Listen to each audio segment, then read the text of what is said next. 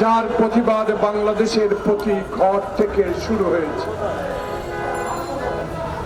সেই প্রতিবাদের বিরুদ্ধে আজকের এই অবস্থান কর্মসূচি 12 দলীয় সংগ্রামী আজকের সভাপতি, যিনি ছাত্র আন্দোলনে অপরিসীম দায়িত্ব পালন করেছেন, আমার অত্যন্ত কাছের প্রিয় মানুষ, যিনি কিছুদিন আগেও লক্ষ্মীপুরে বন্যা দুর্গত এলাকায় নিজের আর্থিক সহযোগিতায় হাজার হাজার মানুষের, বানভাসী মানুষের উপকার করতে দেখেছি।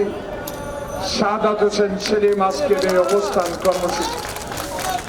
প্রিয় ভাইরা, বক্তব্য দিবেন আমার রাজনৈতিক গুরু। যখন আমি ছাত্র রাজনীতি করি, এই রাজনৈতিক গুরু নিয়ে আমি 2-1 মিনিট কথা না বললে আমার এই 45 বছরের রাজনৈতিক ইতিহাস ম্লান হয়ে যাবে। আমি অত্যন্ত সৌভাগ্যবান ব্যক্তি যে ব্যক্তিটি আজকে প্রধান অতিথি,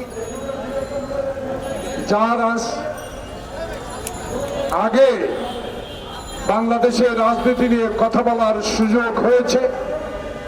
আমি অত্যন্ত কৃতজ্ঞ এই নেতার কাছে, যে নেতাকে আমি দেখেছি তরুণ বয়সে বাংলাদেশের সকল স্বৈরাচারের বিরুদ্ধে আইয়ুব খানের সেই গোলাপ ফুল আর ফাতেমা জিন্নার হারিকেন নিয়ে যখন গ্রামে গঞ্জে ঘুরেছিল, তখন তার পেছনে স্লোগান ছিল, পাকিস্তানে এখন দরকার মহাতরমা ফাতেমার জিন্না।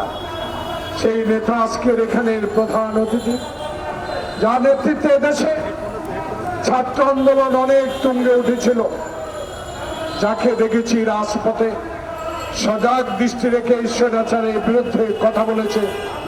আজকের প্রধান অতিথি মুস্তফা জামাল হায়দার। আমার 12 দলীয় জোটের সকলের নাম নাই বললাম। প্রিয় সহকর্মীবৃন্দ, আসসালামু আলাইকুম। বক্তব্য দীর্ঘায়িত করব না।